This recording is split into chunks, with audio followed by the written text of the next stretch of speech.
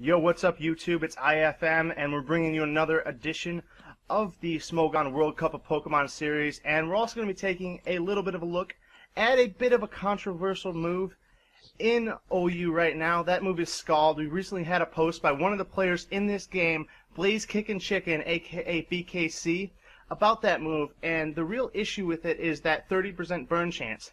But we're not commentating this game alone. We got YouTube sensation, 12-year-old PDC, joining me here. PDC, say what up to your fans, please. Hello, all of IFM60 subscribers. It is me, PDC, your resident 12-year-old. Today, we're going to be commentating over our friend BKC's ADV game that happened earlier today. It's a pretty exciting game, but BKC is more known for his adventures of little girls in Smogon Tour. Yeah, Adventures of Little Girls and the banning of Scald. So, PDC, what's your opinion about the move Scald? Let's just get into that real quick before we start this match. Scald is a really annoying move. I played ORAS, all of SPL, and I'd say that roughly 3 or so of my games were decided on Scald and how many burns me and my opponent managed to get on each other, and how quickly we managed to get them. It's a 30% chance that you burn, but the chance feels more like a 50-50 every single time.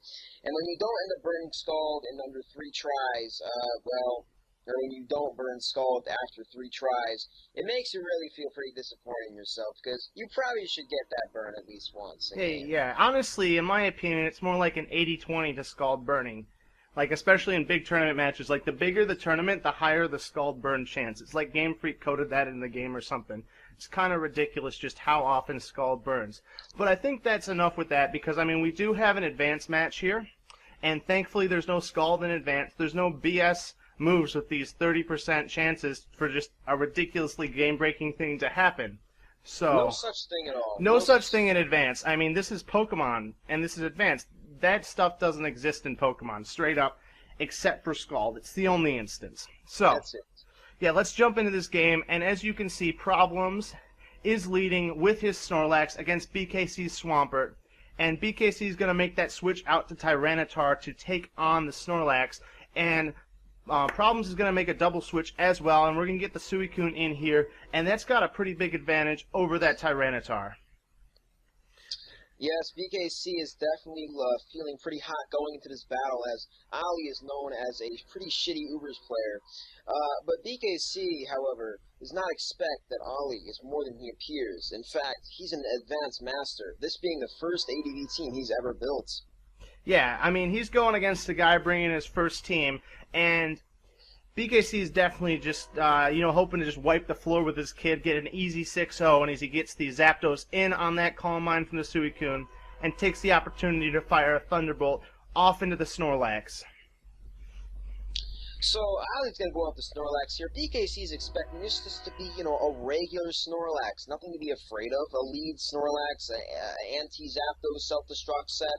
Ali's going to go ahead and go for the Body Slam for some modest damage in that Zapdos. And Body Slam definitely doesn't have a 30% chance to para, does it? No, I think it's more like 5. Yeah, I'm pretty sure it's 5 at the most. That thing never paras, as you can see there.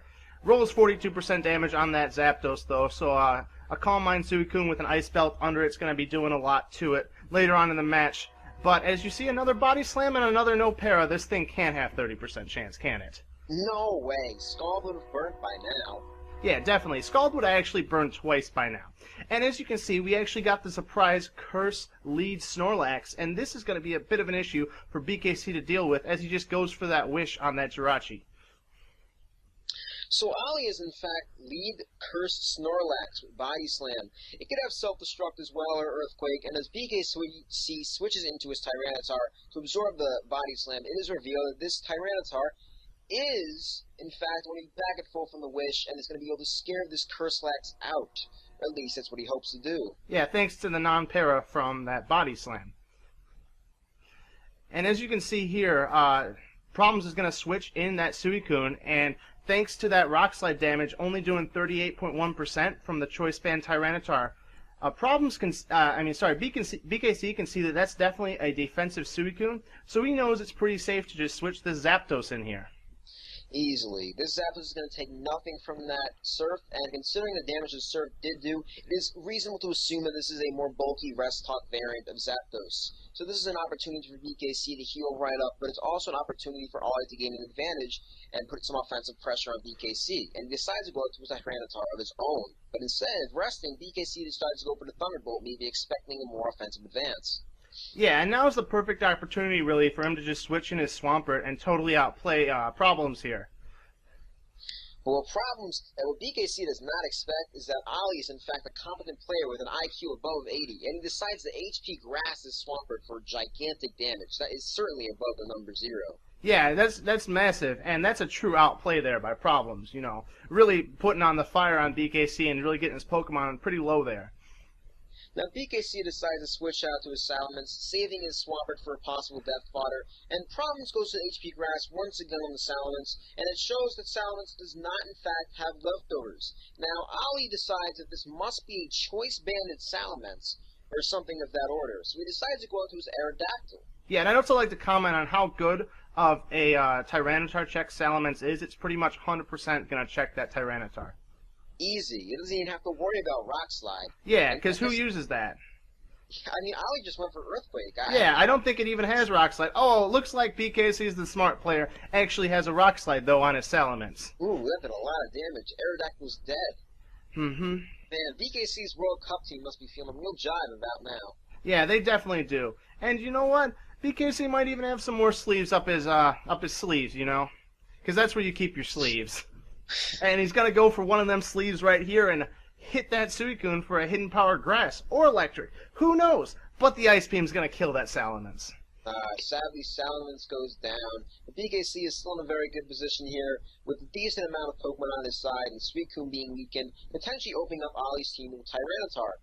And as we all know, in advance, you can not only have one Rock Resist that is not Dugtrio, so Ollie must have something like Swampert or a better Rock Resist like Jirachi in the wings. Yeah, of course. And this Thunderbolt, though, that's a 10% para move, so it's always going to para. As it does right here to this Snorlax. That's so unfair. Body Slam didn't para, but Thunderbolt does on Snorlax. That's ridiculous. Absolutely.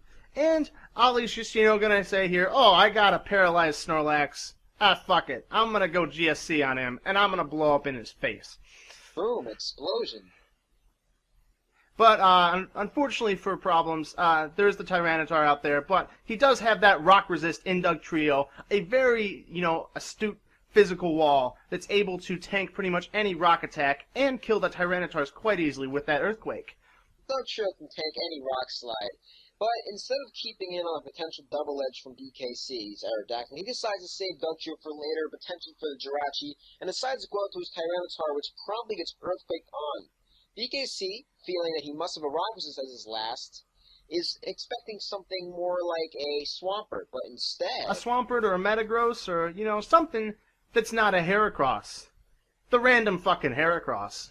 This comes out of nowhere. Absolutely out of nowhere. Named John. Let's hope he doesn't get backstabbed by anything. Now, it turns out this Heracross is not just any Heracross. This is, in fact, a Jolly Slackberry SD Heracross. Insane! Who would have thought? This is innovation right here, folks. You're seeing the revolution of the advanced metagame as a Rock Slide takes out that Zapdos. There's no Rock Resist. It's insane. This is incredible. I mean, Ollie must have EV'd that Dugtrio specifically well to be able to tank all the Rock Slides from Aerodactyl, right? Of course. It's probably max HP, max defense, with something like a Bold Nature, you know? Yeah, that could tank a Rock Slide pretty well. I think it also moves a Double Edge or two. Yeah, it probably does. And Ollie's just gonna, you know, go for the Swords Dance here as he gets hit in the face with a Fire Punch that's not gonna do shit. Now, BKC is going to decide to Fire Punch again as Ollie substitutes to activate the Slackberry in Sand. So, as Ollie activates his Slackberry, BKC realizes, oh shit, I don't really have a way to beat this. Luckily, he has Protect on his Jirachi, though, so that means that maybe he can outstall this Heracross. Yeah, he can definitely try to outstall it here as the sand damage starts racking up on that Slackberry Heracross. The bad thing about Slackberry is it gets you low, and the bad thing about sand is it fucking kills you. Good job, Ollie. And look at this innovation here. Able to actually hit a Megahorn. It's like that thing has 100% accuracy. Insane. Absolutely. And now, BKC's just going to send out that Jirachi one more time and just start spamming that protect button.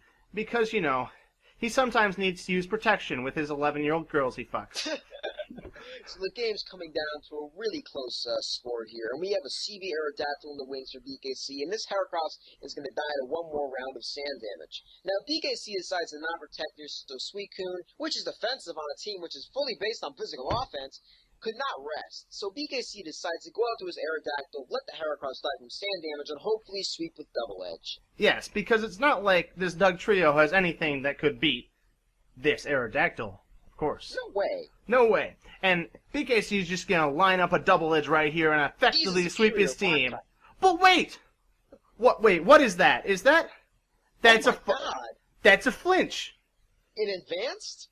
But I thought this was max HP max defense. What is this? What type of team is he running? This is insane. This is innovation right here, folks. Wait. But I don't know. That's a 30% chance to just decided a game. What move does that remind you of? I don't know. I can't think. I think we should just ban Rock Slide, though. I think we should ban that too. It looks pretty unfair. Yeah, I think I'm going to start a discussion on Smogon's policy review about this. I think it's really important when we get to the bottom of this issue. Yes, the advanced metagame cannot be ruined by such moves that make Pokemon viable. Impossible. I know, right? So you know what? If any of you listeners are autistic and have a badge on Smogon, make sure you get your autistic ass over to the policy review forum and hit up that thread. Leave your comments, because we need to know how bullshit this Rock Slide move is. For IFM and PDC, we out. Fuck you guys.